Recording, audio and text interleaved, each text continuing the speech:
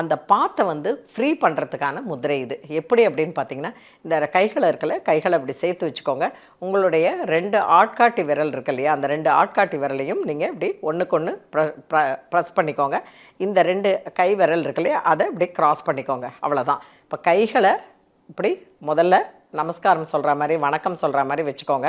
இந்த 3 விரல்களை மட்டும் மடிச்சுக்கோங்க. அதாவது சுண்டு விரல், உங்களுடைய மோதிர விரல், நடுவிரல், இந்த 3த்தையும் மடிச்சுக்கோங்க. இந்த 2 ஆட்காட்டி விரலையும் ஒன்றுக்கு ஒன்று இருக்கணும்.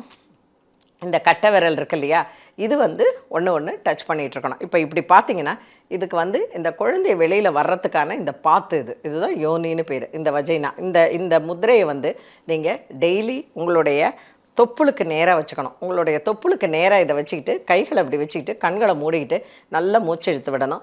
இந்த கட்டை விரலையும் இந்த ஆட்காட்டி விரலுக்கும் சின்ன ப்ரெஷர் ஒன்று கொடுக்கணும்.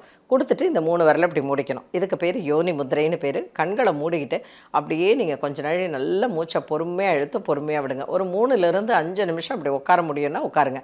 இல்லை ஸ்டார்டிங்கில் ஒரு 1லேருந்து 3 நிமிஷம் அட்லீஸ்ட் 1 நிமிஷமாவது உட்கார்றதுக்கு பழகுங்க. அப்புறம் ஒரு 3 நிமிஷம், அப்புறம் ஒரு 5. இப்போ ட்ராவல் பண்ணும்போது நம்ம வந்து என்ன பண்ணுறோம், 5 நிமிஷங்கிறது நமக்கு ஒன்றும் பெருசாக கிடையாது இல்லையா. 1 ஹவர் ட்ராவல் பண்ணுறோன்னா அப்படி வச்சுட்டு கண்களை மூடிட்டு அப்படியே உட்காந்துட்டு இருந்தீங்கன்னா போதும்.